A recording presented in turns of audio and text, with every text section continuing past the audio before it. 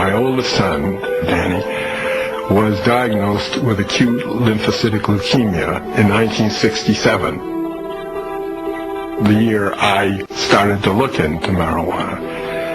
He had to get cancer chemotherapeutic drugs, which he just hated it because he'd vomit, he was nauseous, he'd come home here and he'd lie for 8 hours in a bed with a bucket. My wife said to me, "Shouldn't we get Danny some marijuana?" And I said, "No, we can't do that. It's against the law." My wife protested that I objected to that. And the next time he had therapy, I went into the treatment room, and they were laughing. They were having jokes. And she told me that Danny had smoked marijuana outside in the parking lot. It was just amazing to us.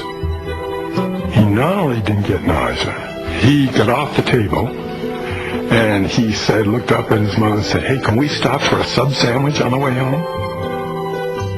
And from that time on until his death, he never had to deal with the nausea and vomiting again. I thought, my goodness, we've got to find a way to let people like my son and like these other people who have found this useful as a medicine, something which diminishes their suffering. We've got to find a way to make it available.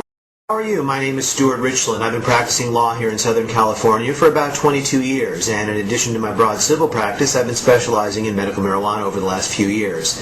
I have to apologize in advance for reading this, but I don't want to get it wrong. This is a great article by Raymond Cushing at Alternet. The term medical marijuana took a dramatic new meaning in February 2000 when Madrid researchers announced they had destroyed incurable brain tumors in rats by injecting them with THC, the active ingredient in cannabis. That Madrid study was only the second time THC had been administered to tumor-bearing animals. The first was in Virginia 26 years earlier. In both studies, THC shrank or destroyed tumors in a majority of the test animals. Most Americans don't know anything about these discoveries. Major U.S. newspapers don't carry these stories, which ran once only on AP and UPI. The ominous part is that this is not the first time scientists have discovered THC shrinks tumors.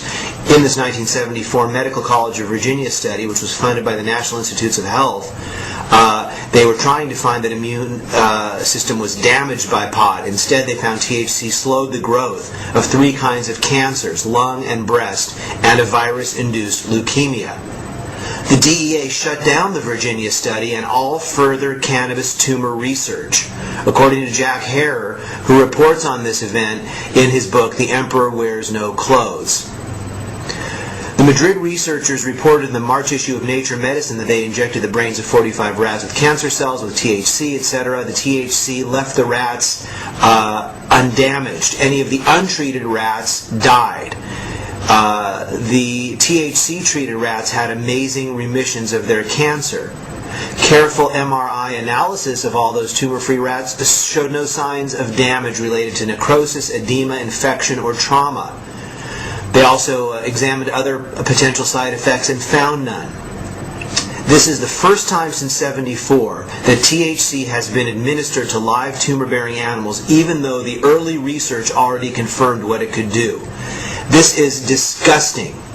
Now, DEA, how can you justify keeping cannabis on Schedule 1, and how can you blame people for utilizing cannabis in their own health regime when the studies clearly show medical benefits?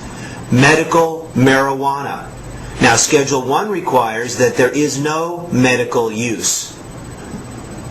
How can the federal government be giving marijuana to 6 current medical marijuana patients under the IND if there's no such thing as medical marijuana?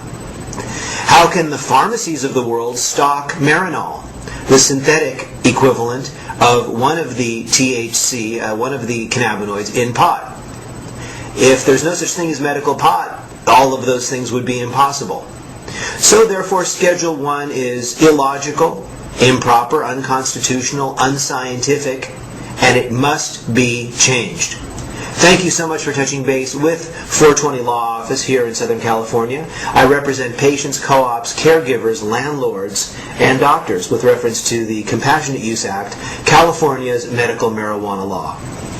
Take good care, and I'll see you soon.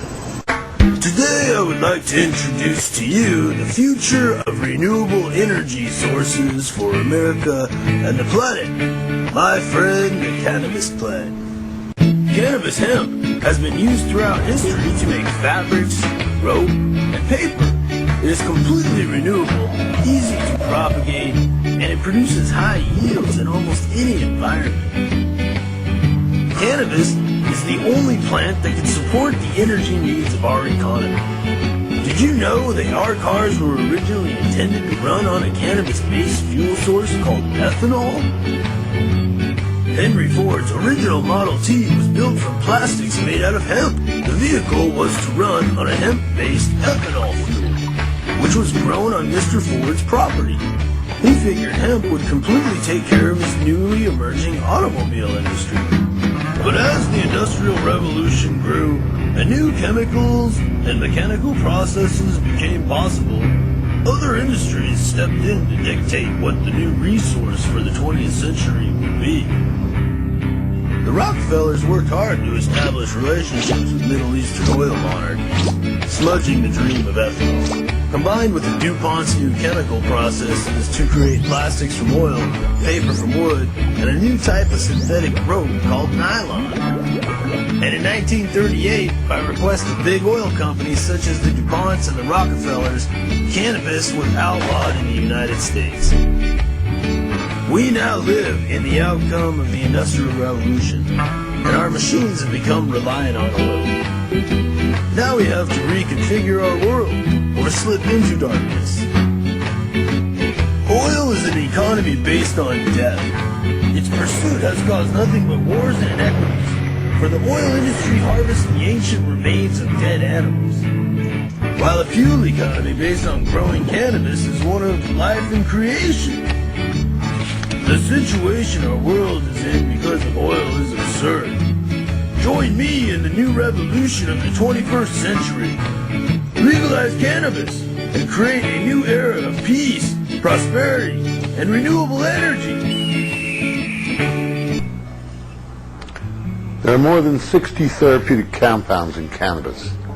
Marijuana can relieve the nausea and pain associated with cancer and AIDS, stop the advance of glaucoma, relieve asthma, reduce back and arthritis pain, treat epilepsy, multiple sclerosis, emphysema, and help with dozens of other diseases and ailments.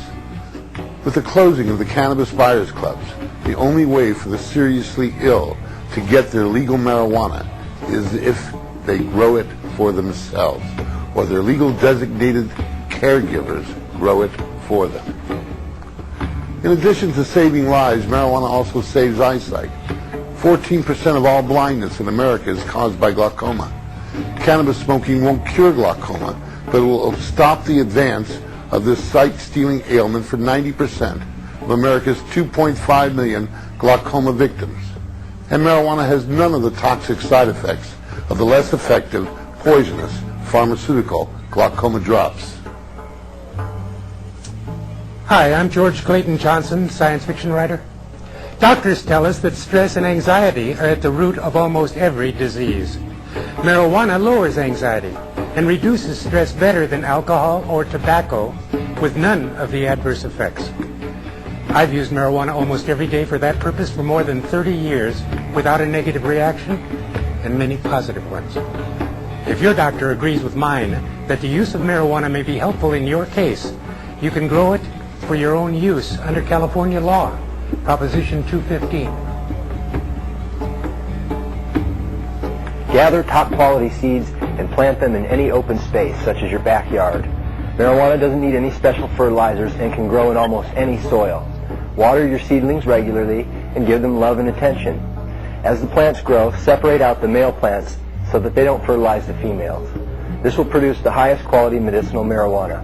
When the buds are sticky, it's time to harvest, and medical marijuana saves lives. So grow medicine for your neighbors in need.